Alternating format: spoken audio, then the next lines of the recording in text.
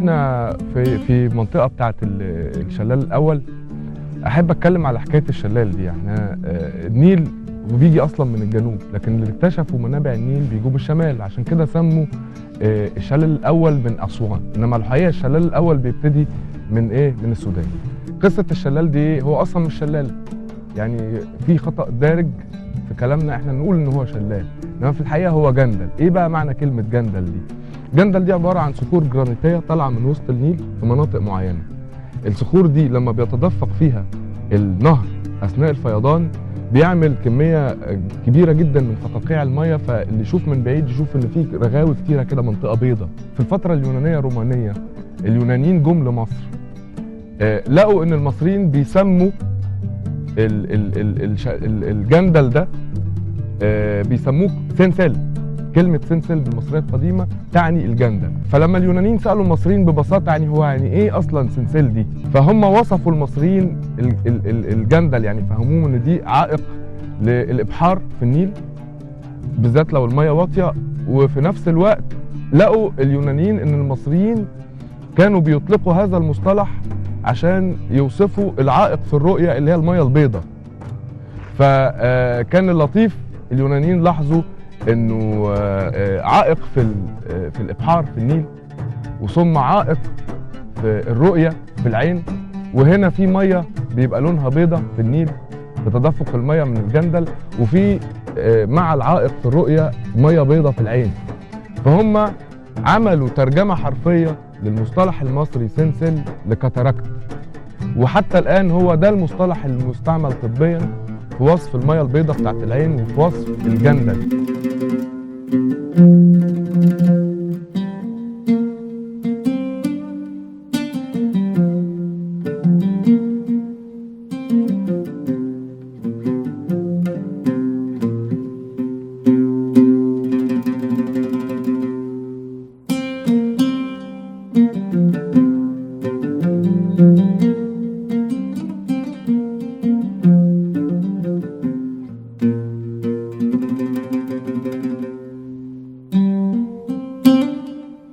النيل بأسمائه المتعددة المختلفة اللي وردت لنا في الكتب السماوية أو في الآثار اللي موجودة في المعابد بتوضح أهمية المجتمع الزراعي اللي نشأ مما قبل التاريخ، والتحول التكنولوجي اللي حصل إن الناس كانت عايشة في مجتمع رعوي تجد صعوبة في اقتناص الغذاء بتاعها أو الطعام.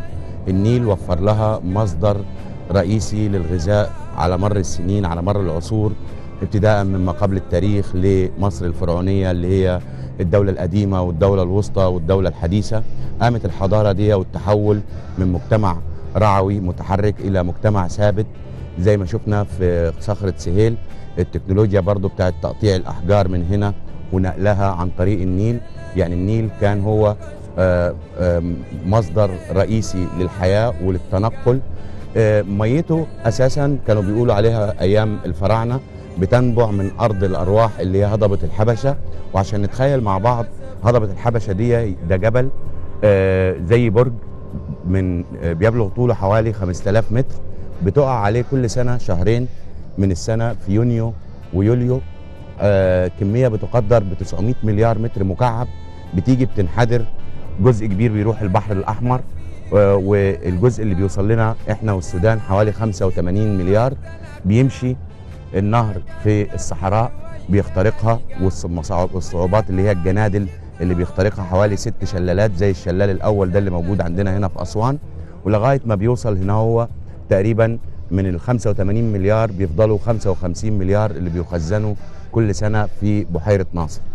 انما ايام الفيضان، ايام ما كان بيحصل الفيضان قبل بناء السدود، كانت المية بتوصل تقريبا في أواخر يونيو وتوصل هنا أسوان لما المنسوب يوصل ل 8 متر أو 16 ذراع كده. البلد كلها بتنظم الري بتاعها وبتنظم القنوات بتاعتها لغاية شهر 10. في شهر 10 بتنحسر المية وتبتدي مرحلة بذر الحبوب، وبعد كده بيبتدوا فترة الحصاد. يعني في الخريف بيبقى البذر، انما الحصاد بيتم بعد كده هو لغاية مايو بيكونوا من فبراير لغايه مايو بيكونوا انتهوا من الحصاد.